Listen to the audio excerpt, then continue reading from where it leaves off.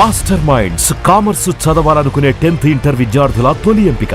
అంటే మీ బాబు చెప్తూ ఉన్నారు ప్రతిసారి బిగ్గెస్ట్ హిట్ తర్వాత తప్పకుండా మా ఇంట్లో పెళ్లి బాజాలు మోగుతాయి, ఈసారి పెళ్లి చేసుకుంటాను అని.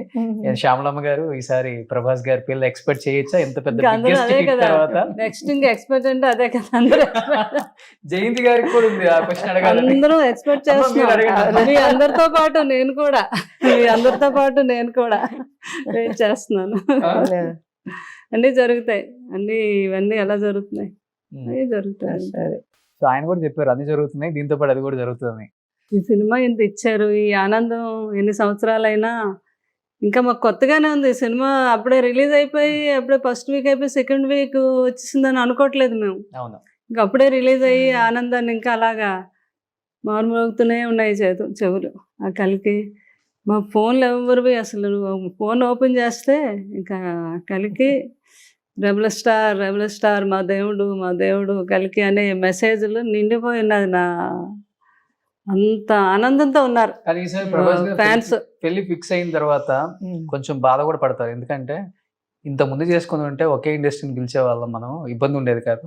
ఇప్పుడు ఇప్పుడు పాన్ ఇండియా స్టార్ పెళ్లికి ఎక్కడ చేయాలి బాబు, ఎలా పిలవాలి, ఎక్కడ స్టార్ట్ చేయాలి, ఆయన పెళ్లి భూమి మీద చేయాలి, లేకపోతే కాంప్లెక్స్ లో చేస్తాం, లేకపోతే ఏంటది వాళ్ళు తండ్రి గారు అదే అనేవారు, లేకపోతే ఏ ఫ్లైట్ విమానంలోనే చెయ్యాలి. ఇంకా ఇటు సౌత్, అటు నార్త్, అటు హాలీవుడ్, బాలీవుడ్ అందరు తెలిసిన వాళ్ళు. ఇప్పుడు హైదరాబాద్ ఫంక్షన్ హాల్ సరిపోవు, అదైతే చాలా కష్టం. అంటే పాపం ఆయన అభిమానించే అభిమానులు అంతమంది ఉన్నారు, ప్రతి ఒక్కరికి ఉంటది కదా చూడాలని, ఎవరిని కాదనలేము. కాకపోతే అది ఎలా చెయ్యాలి అనే ఆలోచనే పడుతుంది ఎన్నో వందల సంవత్సరాలు ఆయనకి.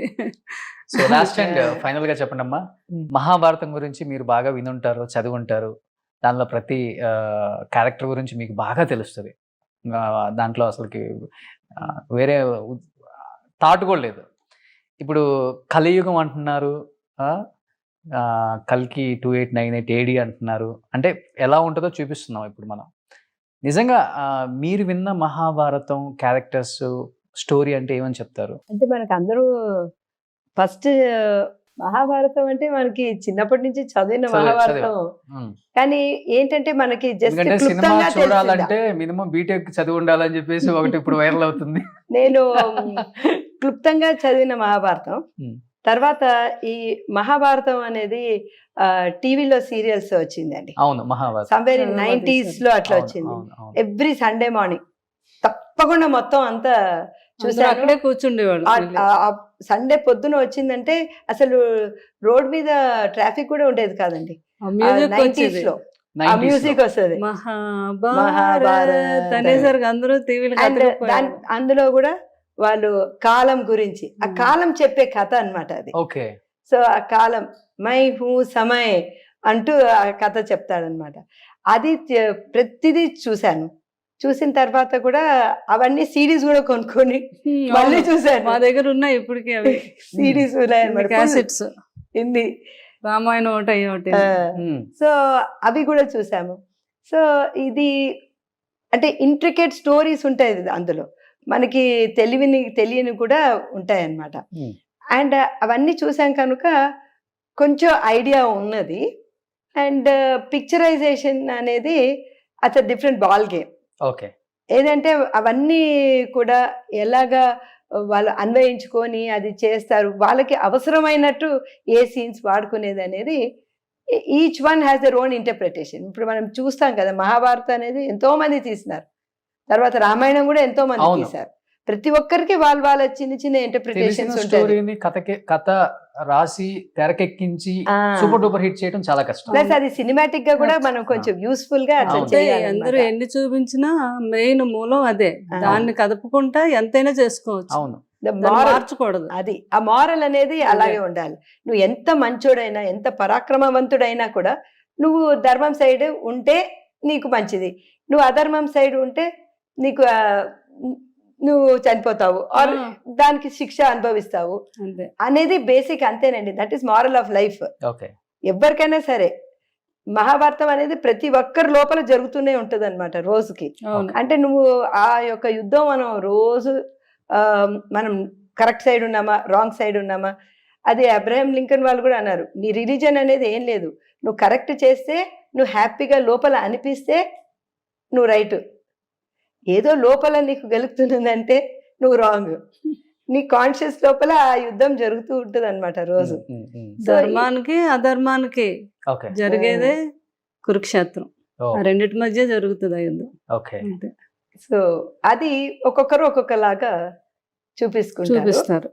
సో అలాగే ఇంటర్ప్రిటేషన్స్ ఒకటి, ఇంకోటి ఇప్పుడు ఉత్తర కడుపులో కూడా ఆ బ్రహ్మాస్త్రం అభిమన్యుడు. తగిలి అభిమన్యుని భార్య అప్పుడు ప్రెగ్నెంట్గా ఉంటుంది కదా, అందులో ఒకటి ఏంటంటే అక్కడ వెంటనే చనిపోతాడు, చనిపోయిన తర్వాత శ్రీకృష్ణుడు బతికిస్తాడు. ఓకే సో దట్ ఈస్ పరీక్షన్ మహారాజు వస్తాడు. ఓకే సో ఇవన్నీ కూడా మగి రెండు విధాలుగా ఉంటుంది అనమాట. సో అందరు చెప్పేది ఏంటంటే వ్యాసుడు రాసిన మహాభారతమే చెప్పండి అని ప్రతి ఒక్కరు మనం చూస్తుంటాం కదా ట్వీట్స్ లోను అంతా. సో దీస్ ఆర్ ఒక్కొక్కరు ఒక్కొక్క విధంగా తీసుకొని వాళ్ళకి ఏది అన్వయించగలగరు అట్లా చేస్తుంటారు. ఓ, ఇప్పుడు కలియుగం గురించి అడుగుతున్నాను. కలియుగం అంతం ఏంటి అనేది అవును మనకు తెలియాలి అంటే అది మా నాగి గారే చెప్పాలి. అది అంతంలో ఆల్రెడీ మనం చూస్తాం కదండి.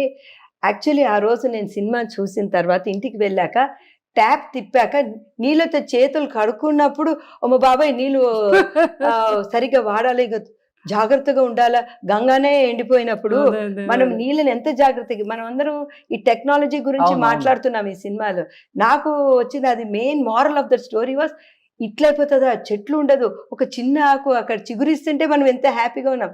ఆ స్టేజ్కి మనం మన ప్రపంచాన్ని, ఇది బ్యూటిఫుల్ వరల్డ్ని మనం ఆ స్టేజ్కి తీసుకుపోతామా, తీసుకోపోకూడదు, ఇక్కడే మనము జాగ్రత్త పడాలి అనేది మారల్ ఆఫ్ ద స్టోరీ అని అనిపిస్తుంది నాకు. సూపర్. నాకైతే చంబాలా చూసినప్పుడు ఎలా ఉంటది? కాంప్లెక్స్ లోకి వెళ్ళాక ఒకసారి బాబు అది చూసి ఒకసారి ఎలాగ ఒక గుడ్డు. చెప్పినట్టుగా ఫేస్ లో మనం చూసాము. అదే మళ్ళీ మనందరం ఆలోచించుకొని అంత చక్కగా దాన్ని కూడా మన జయంత్ రెడ్డి గారు చెప్పినట్టు అంటే ఇప్పుడు ఈ కాలుష్యాన్ని, వాతావరణాన్ని ఇలా తయారు చేసుకుంది మనమే కదా. మనకి ఇప్పుడు ఛాన్స్ మన ఉంది. చిన్నప్పుడు మా మదరారు ఉన్నప్పుడు ఇలా ఉండేది కాదు కదా, ఏడు చిన్నప్పుడు ఇలా ఉండేది కాదు. దీన్ని ఇలా ఈ రకంగా తయారు చేసుకున్నాం. దాన్ని మళ్ళీ అలాగా కాంప్లెక్స్ మనం ఏ రకంగా అయితే మరి ఏమైనా మార్పులు వచ్చాయా ప్రభాస్ గారిలో కానీ నాగి గారిలో కానీ? అంటే కనపడుతుంది కదా మనకి ఇలాంటి సినిమా ప్రమేయం అనేది మనకి మన మీద తెలియకుండా గట్టిగా పడుతుంది. యాక్చువల్లీ నేను మొన్న నాకు ఒకటి మెసేజ్ పంపించారు. వీళ్ళు ఒక ఆర్గనైజేషన్ ఉన్నది, గండిపేటలో ఉంటారు, డాక్టర్ రాజేశ్వరి గారు వాళ్ళు. ఒక లేక్స్ని రెస్టోర్ చేస్తూ ఉంటారు. లేక్స్ రెస్టోర్ చేస్తూ వాళ్ళంతా క్లీనింగ్ చేశారు. క్లీనింగ్ చేసిన తర్వాత అందరు గ్రూప్లో నిలబడి రేపటి కోసం అని మెసేజ్ గట్టిగా చెప్పి ఆ వీడియో పంపించారు అనమాట. సో అది నెక్స్ట్ జనరేషన్ కి ఇన్స్పైర్ చేస్తుంది కదా, రేపటి కోసం మనం చేయాలా ఇవన్నీ కూడా. రేపు మన జీవనదులని ఎండిపోకూడదు, మనకి చెట్లు చేమలు లేకుండా ఉండకూడదు, ఇట్లా డ్రై ఎడారిలాగా అయిపోయింది ప్రపంచం, అట్లా ఉండకూడదు. అట్లా అసలు మనమే ఉండాలని కాదు కదా, అక్కడ ఉన్న జంతువులు ఏం జంతువులు లేదు, ఒక గుడ్డు చూస్తే ఎంతో ఆశ్చర్యపడిపోతున్నాం. ఆ స్టేజ్కి మనం తీసుకురావద్దు. ప్రెగ్నెంట్ ఉమెన్ కనిపిస్తే నేను ఎప్పుడు అదే భయపడుతుంటాను అనమాట. ఎందుకంటే ఇన్ఫర్టిలిటీ అనేది చాలా ఎక్కువైపోయింది బికాస్ ఆఫ్ ఆల్ దిస్ కాలుష్యం.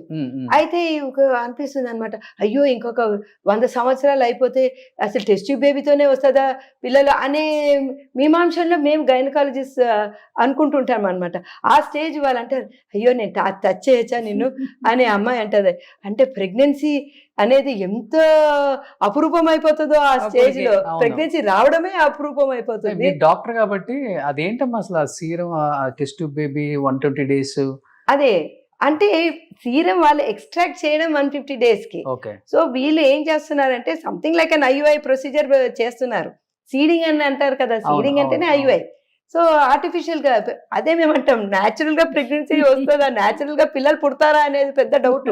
ఇంకో 100 సంవత్సరాల తర్వాత ఇంత టెంపరేచర్స్, గ్లోబల్ వార్మింగ్, కాలుష్యము అండ్ ఎలక్ట్రోమాగ్నెటిక్ వేవ్స్ ఇవన్నిటి చూస్తా ఉంటే అది యాజ్ అ గైనకాలజిస్ట్ నేను అక్కడ కనెక్ట్ అయినాను. Okay.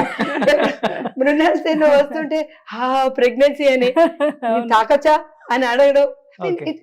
ఇంత you feel oh my God ఆ స్టేజ్ కి వచ్చేస్తామా, ఒక గుడ్డు చూస్తే ఆ స్టేజ్ కి వచ్చేస్తామా, ఆశ్చర్యపడడం. మనం భయపడుతూ అవును. తింటున్నాం, బాబా ఇది తింటే ఇందులో ఏమైనా కెమికల్స్ ఉన్నాయని ఇవి ఉన్నాయని సగం ఫుడ్ అంతా భయపడుతూ తింటున్నాము, ఉన్నదేమో భగవంతుడి మీద భారం వేసి తింటున్నాం అన్నమాట. చికెన్ మటన్ తినాలంటే భయపడుతున్నారు కదా. చాలా బయట. భయం అన్నమాట, దాన్ని తీసుకొచ్చి ఇవన్నీ ఎక్కడికి దారి తీస్తున్నది. సో ఆ లెవెల్ అన్నమాట. అందుకే అంత కొంత అమ్మాయిలు మార్పు ఉన్నా- రావాలి. అంత అమ్మాయిలు ఉన్నా కూడా వాళ్ళు మిషన్ పెట్టి చూస్తున్నారు ఎవరు ఫర్టైల్ అమ్మాయి. ఆ, సో అందరూ అమ్మాయిలు ఫర్టైల్ కాదు, అమ్మాయి ఉండొచ్చు. ఆ లెవెల్కి వెళ్ళిపోతామేమో అయ్యో అనే ఇప్పుడు మనము దిస్ ఇస్ ద టైం జనంలో ఒక చేయాలి. చైతన్యం సినిమా ద్వారా అవగాహన. కలిగించింది. చాలా కలిగించింది. అవును. సో డెఫినెట్లీ Realize అవ్వాలి నాట్ గో అందరూ టు కూడా. దట్. అందుకే ఇప్పుడే మనము రేపటి కోసం అని రేపటి కోసం అని ఇది ఏంటంటే కొన్ని సంస్థలనో లేకపోతే గవర్నమెంటే చేయాలనో కాదు, ప్రతి ఒక్కరు ఇన్వాల్వ్ అవ్వగలిగితేనే దీన్ని మనం అలా తయారు అవును, చేసుకోగలం. అవును, అవును. అదే మళ్ళీ నెక్స్ట్ తరాలు అందరూ హెల్దీగా ఉండాలి, హ్యాపీగా ఉండాలి అంటే ఉమ్. దానికి ఇప్పటి నుంచి కూడా దానికి మనం అవును. మూల కారణం దాని తర్వాత నువ్వు వాన బాగా పడినప్పుడు అయ్యో ఈ నీళ్ళంతా ఎక్కడికి వెళ్ళిపోతుంది అంటే ఆ ఆలోచన దృక్పథం అవన్నీ వస్తుంది అనమాట. సో పిల్లలకి అన్ని కూడా కళ్ళ కట్టినట్టు మనం అవును, చూపించగలిగాం. నిజంగా ఒక ఏజ్ పిల్లలకి, ఊహ తెలిసిన పిల్లలకి ఒక అవగాహన వచ్చింది సినిమా అవును. చూసిన తర్వాత. ఇలానే ఉంటుంది, అవును. జాగ్రత్త పడాలి అనేది ఒకటి వచ్చింది. సుమన్ టీవీలో మీ పర్సనల్ అండ్ బిజినెస్ ప్రమోషన్స్ కోసం కింది నెంబర్కి కాంటాక్ట్ చేయండి.